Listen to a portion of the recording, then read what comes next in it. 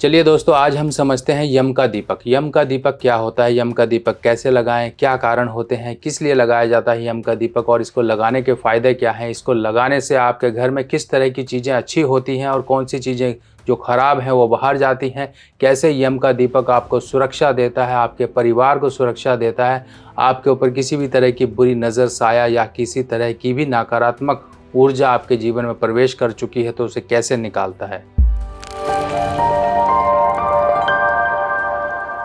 तो दोस्तों, 10 नवंबर सन 2023 को पड़ रही है धन त्रयोदशी और धन त्रयोदशी यानी कि चतुर्दशी से एक दिन पहले ही यम का दीपक लगाया जाता है और धन त्रयोदशी यानी कि 10 नवंबर की है। 11 नवंबर छोटी दीपावली है और 12 नवंबर को है दीपावली।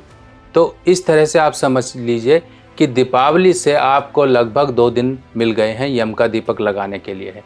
आप चाहे तो दीपावली से एक दिन पहले यानी कि 11 को भी लगा सकते हैं, चाहे तो 10 और 11 2 दिन लगा लीजिए, क्योंकि पूजा पाठ और ऊपर वाले को याद करना, अपने कष्ट को दूर करने के लिए एक से ज़्यादा बार करने का भी मौका मिले तब भी कोई परेशानी नहीं है। आपके लिए धनतेरस की पूजा और धनतेरस में खरीदारी और इसके साथ साथ परिवार को सुरक्षा, परिवार में सब कुछ आता रहे। अब ये यम का दीपक होता क्या है, आपने कई बार सुना होगा, लोगों को आपके बड़े बुजुर्ग करते होंगे, आपके प्रांत में होता भी होगा। आपने कई बार लोगों के घरों में बाहर एक कहीं पर भी जैसे जिसे हम पनारा बोलते हैं, पनारे का दीपक। पनारा क्या होता है? पनारा पुराने समय में या आज के समय में भी कुछ लोग जानते हैं।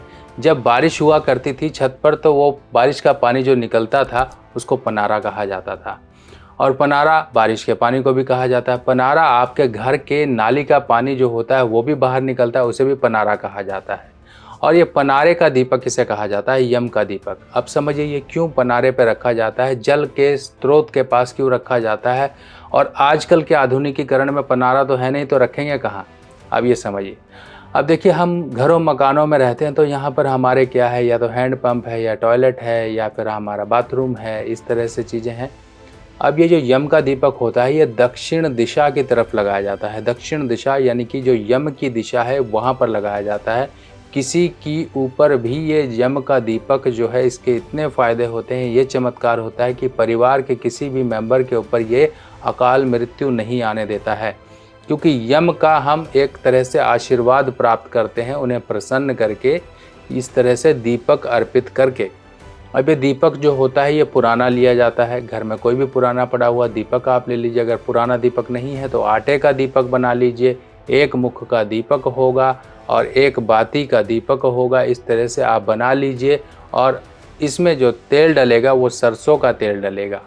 सरसों का तेल का इस्तेमाल करिए। अब ये आपने करना है शाम के समय, संध्याकाल जैसे ही सूर्यास्त हो जाए आपको यम का दीपक लगाकर अपने पूरे पितरों के, अपने पूरे देवी देवताओं का आशीर्वाद, अपने परिवार की सुख शांति के लिए आपने ये दीपक अपने घर के इस तरह से रखना है कि कोई इसको चुरा ना सके। इस चीज़ का ध्यान रखिएगा, ये दीपक चोरी नहीं होना चाहिए। कई बार क्या होता है, बच्चे पटाखे वगैरह जलाते हैं तो दीपक वगैरह या कैंडल वगैरह जलती हुई देखते हैं तो उठा के ले जाते हैं, या कोई भी आपसे जलने वाला कहीं अड़ोसी पड़ोसी ही होते हैं उठा के ले जाते हैं। ये थोड़ा सा नेगेटिव एक तरह से सिम्टम होता है। कई लोगों को आपने देखा होगा ये यम का दीपक या इस तरह से दीपदान कहीं अपने खेड़े वगैरह में करते हैं, अपने बड़े वडेरे जो होते हैं उनके यहाँ करते हैं, अपने पितरों का स्थान होता है वहाँ करते हैं, अपने देवताओं का स्थान होता है वहाँ करते हैं। इस तरह से ये यम का दीपक लगाया जाता है ताकि एक सुख शांति बनी रहे।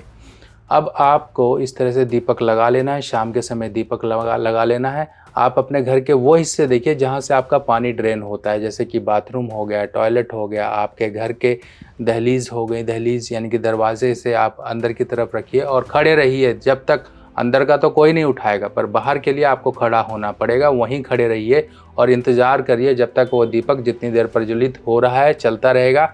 जब बंद हो जाएगा उठा के अपना अंदर कर लीजिए। अब जब आटे का दीपक है, अगर मान लीजिए वो बंद हो गया, आपने अगले दिन ये सब चीज़ें कुछ और थोड़ा सा घर से अनाज मिला के गाय को ये चीज़ें दे देनी है ताकि इस दीपक का कहीं पर भी कोई गलत उपयोग ना हो सके। मिट्टी का दीपक है तो अपना उसको मैनेज करिए, कहीं फेंकिए, कहीं जल प्रवाह करिए, मिट्टी में डालिए, कहीं भी डालिए, पर किसी के हाथ ना लगने दीजिए। इस तरह से आपको ये चीज़ें मैनेज करनी है।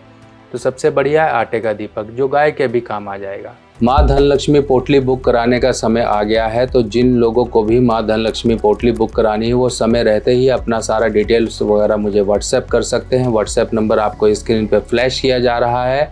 और आप लोगों को बता दें, इस माँ धनलक्ष्मी पोटली में कमलगट्टा, इलायची, लौंग और लघु नारियल, इस तरह से कुछ ऐसी सामग्रियां इंक्लूड की गई हैं। चांदी का सिक्का भी इंक्लूड किया गया है, जो आपकी सभी धन की समस्याओं को दूर करेगा। और ये सभी सामग्री अभिमंत्रित होकर आपके घर तक पहुंचेगी।